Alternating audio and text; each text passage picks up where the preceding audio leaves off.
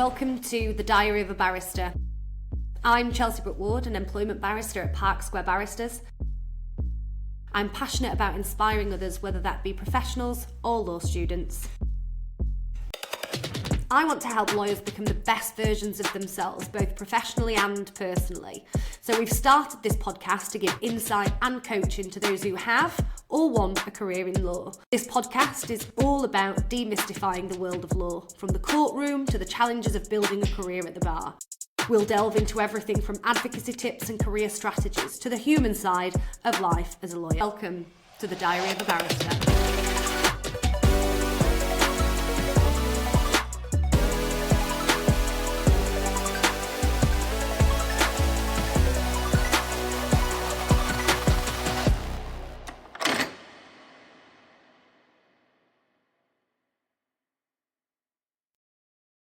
Hello and welcome back. This is The Diary of a Barrister, the 3 laws to success. And I'm Chelsea Brooke-Ward. I'm your host. I'm an employment barrister at Park Square Barristers. And in this episode, we go deep on one of the most career limiting habits and mindsets law students carry into interviews, pupillage applications and practice: the compulsion to manage what other people think of them. I want to draw on the evolutionary psychology, the wisdom of Eleanor Roosevelt and Adam Levine, and my own experience in the profession to make the case that the fear of rejection is primal and it's also a big fat lie. So, welcome back. And if you've gathered, today's episode is not about law, or not directly. It's about something that I think is holding more of you back than any gap in your legal knowledge. And it's this: the need to be approved, the need not to be rejected, the need at some very deep level to be liked, to be chosen, to fit in, not to be rejected. If you are a law student, if you are someone who's ever sat in a pupillage interview and felt your throat close, your mind go blank, your whole body sort of brace for impact, well, this episode's for you. If you've ever walked out of a chambers day and replayed every single thing you said and wondered what they thought, this episode is for you. And honestly, even if none of that is you, even if you feel totally together and confident, I want you to listen anyway, because we all do this at some stage. Every single one of us. We live to some degree in other people's heads, and I want to talk about why, and more importantly, what it can cost you. So there's a concept I come back to again and again, and it's this: most of us do not actually live in our own experience. We live in an imagined version of how we appear to other people. We're running this constant background program. What do they think of me? Did I say the right thing? Am I coming across well? Are they judging me? And in ordinary everyday life, this is just mildly exhausting. But in the legal profession, in an interview room, in front of a panel of silks and senior juniors who watch every word, it's absolutely career limiting to some people. And here's what happens. You walk into that room, you've prepared, you know your case, you know your form, but the moment you sit down, there is a split in your attention. Part of you is answering the question, and part of you is over the table looking back at yourself, watching yourself answer the question, monitoring how is it landing, adjusting in real time based on their faces, trying to read the room, trying to be what they want. And all of that costs you. It costs you presence. It costs you fluency. It costs you the very quality of mind they're actually trying to assess. You cannot perform at your best when your attention is divided between being yourself and managing how you appear. You just cannot. It's neurologically impossible. Your working memory is finite, and you are spending a significant proportion of it on an audience that exists only in your imagination. Because here's the thing: you do not know what the interviewer is thinking. You never have, you never will, because you're not a mind reader. Neither am I, unless you have, one of those very talented gifts. You're constructing a version of their opinion of you in your head, and they are living inside that construction. You are effectively haunting yourself. And here's the thing: you cannot control what other people think. Some people might like you, some people might dislike you. You like people, you dislike people. You can only be yourself.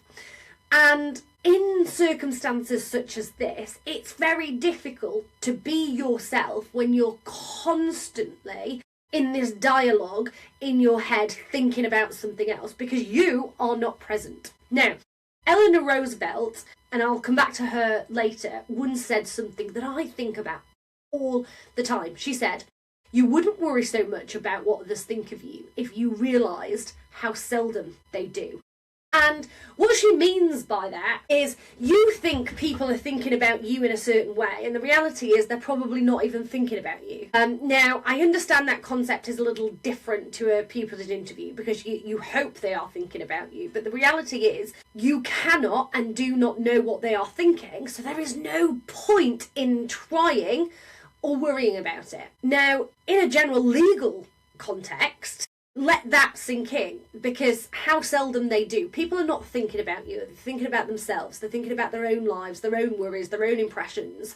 The panel across the desk, they are thinking about the next meeting, whether the last candidate was strong enough, what they're having for dinner. And they're not running a continuous internal commentary on your worth as a human being. That commentary, that's yours. You wrote it, you're the sole author of it, and you need to stop. Because it is both terrifying and incredibly liberating, because if you wrote it, you can rewrite it, you can stop it. And let me tell you why this is so hard, because I don't want to just tell you that to stop caring and, send you on your way. That's not useful. It's also not very easy.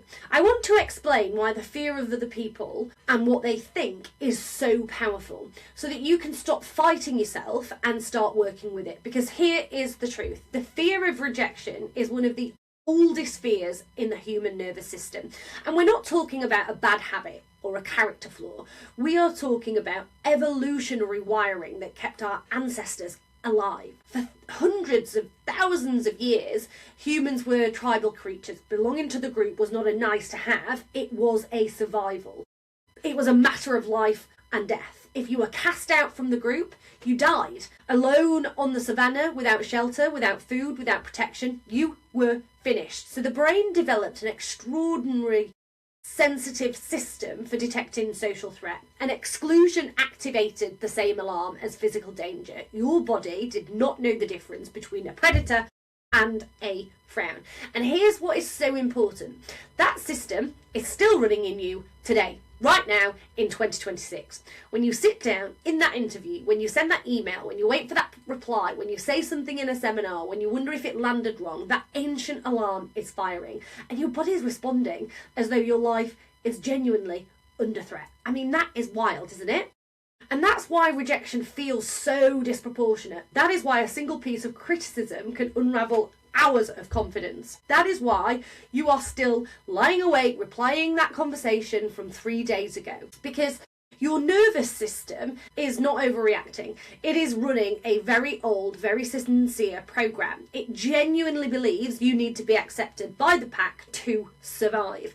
But here's what I need you to hear, and I want you to really hear this. Not getting pupillage is not the same as dying. Being declined by a chambers is not exile. Getting a critical word from a supervisor is not abandonment. Your nervous system is treating it like it is, but it is not. You will be okay. You will be more than okay. The pack's approval is not the condition of your survival, and it never was. That was a story, a very old, very convincing story, and it is not real today. The fear feels real, the fear is real, but the threat it is pointing to does not exist, and that distinction is everything. And when you understand this, when you actually understand that the fear of rejection is a survival mechanism running in a context where survival is not at stake, it starts to lose its grip. Not immediately, I accept, not completely, but you stop being ambushed by it. You start to notice it and name it. There it is, my brain thinks this is life or death. It's not, I can breathe. Woosa.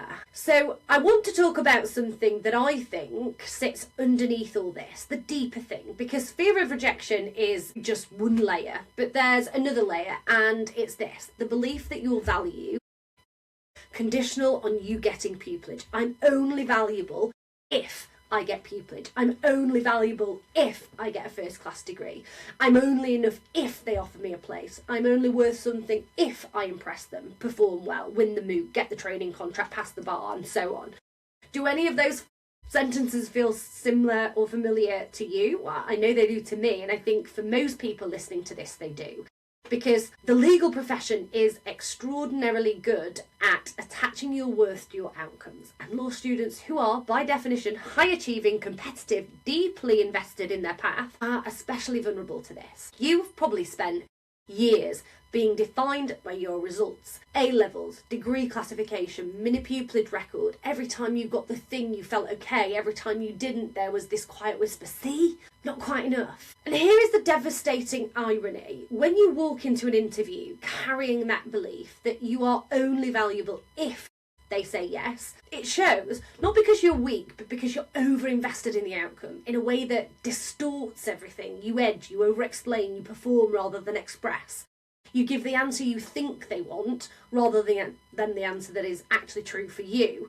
You are so desperate to be chosen that you stop being choosable. The candidates who get the offers are often not the ones who tried the hardest to be liked. They are the ones who came in as themselves, who had an opinion, who could hold their ground, who were not auditioning but were actually just there, present, engaged and genuine. Confidence is attractive not because it signals superiority, it is attractive because it signals ease, and ease comes from not making your worth contingent upon their verdict. I want to offer you a reframe. Your value is not something Chambers gives you. It is not something the Bar Standards Board confirms. It is not something that exists in the opinion of a senior silk or a university professor or a pupillage committee. Your value is pre-existing. It's not earned by outcome. You do not have to perform your way into worth. Stop what you're doing. Have you ever thought what it takes to make it in a prestigious career? Are you stuck in a dead-end job? Are you chasing a dream? Are you chasing a goal? Well, I'm Chelsea Brooke-Ward. I'm a Yorkshire lass from Castleford. I'm an employment barrister at one of the biggest sets in the North East, and I'm here to teach you and tell you that it can be done. Stop with the bullshit excuses. It doesn't matter where you come from, what you sound like, and certainly doesn't matter what you look like. If you want it enough, it's there for the taking. The Diary of a Barrister is about breaking down those stereotypes and smashing those glass ceilings. That's why I'm proud to introduce the Pupillage Programme. It's a 10-week course that's aimed to build your vision, build your habits and build your character so that you can make it in that prestigious chosen field. Interested? Click the link below, sign up to our mailing list and you'll be one of the first to know when it goes live. Now, I know that sounds like a bit of a motivational poster, and I know some of you are listening and thinking, okay, Chelsea, but what about when I actually need the job? And I hear that, I do. The material reality of building a career is real, but I'm not talking about pretending you don't want the thing. I'm talking about the internal architecture. I'm talking about the difference between wanting the opportunity and needing it to confirm your worth. Those are very, very different energies and they produce very, very different results. Eleanor Roosevelt said, do one thing every day that scares you. And I think that is one of the most practically powerful instructions that has ever been given for building confidence, especially in this profession. Because what does it actually mean to do one thing every day that scares you? It means you stop waiting until you feel ready. It means you stop waiting until the fear is gone, because the fear does not go before the action. The action is what eventually quietens the fear. You do not have to think your way out of social anxiety. You do not reason yourself out of interview nerves. You move, and then gradually, incrementally, your nervous system updates its threat assessment. And for law students, this might look like this. You put your hand up in a seminar even though you're not 100% sure of your answer. You send a cold email to a barrister you admire asking for 15 minutes of their time. You speak first in a group exercise when everything in you wants to hang back and see which way the wind is blowing. You go to the networking event alone and you speak to someone. You apply to the chambers that you think is out of your reach. You answer the question in the interview the way you actually think, not the way you think they want to hear. And by doing each one of those actions consistently over time is a small deposit each time you do it into your confidence account. They compound, they build. Not because doing scary things makes you invincible, but because they prove to you over and over and over again that you can survive the discomfort. And once you know you can survive the discomfort stops running you. And Roosevelt understood something that psychologists now confirm. Avoidance is what maintains fear. Every time you avoid the thing that scares you, you send a signal to your own brain that the thing was dangerous enough to avoid. And the brain files that. And next time, the fear is a little louder, a little more urgent, a little more convincing. But every time you move toward the thing, even imperfectly, even awkwardly, even with your voice shaking, you are rewriting that file. So the question is not, how do I get rid of this fear? The question is, what is the one thing I can do today and every day that I have been avoiding because it scares me? And then do that thing, not tomorrow, today. Today, tomorrow, the next day, and the next day, and the next day after that. And I want to be very direct about what this means for interview preparation. So many law students think that interview confidence comes from knowing all the answers. It doesn't. It comes from repetition in conditions of discomfort. Do mock interviews with people who make you nervous. Do them badly. Do them over. Practice answering questions on topics you don't feel sure about.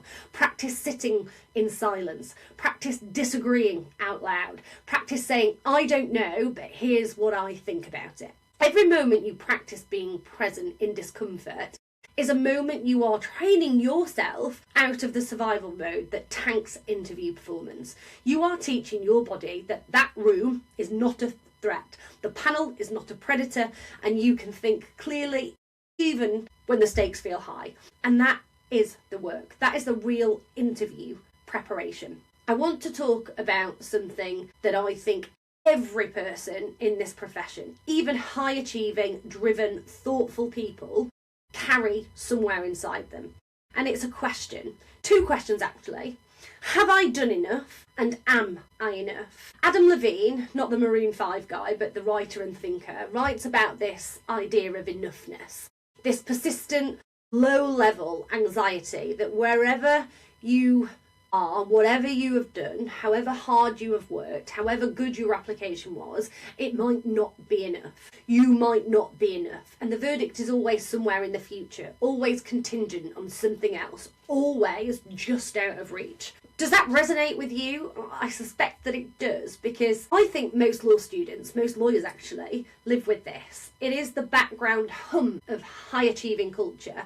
You're never quite done. There is always another application, another qualification, another box to tick. The goalpost moves. You get the call to the bar, now you need the tenancy. You get the tenancy and now you need the good set of papers. It never stops. And if your sense of enoughness is tied to that progression, you will spend your entire career in a state of low-grade insufficiency. And let me say something that I want you to hold. You are not a sum of your achievements. You are not your degree class. You are not your number of mini pupillages. You are not your BPC grade.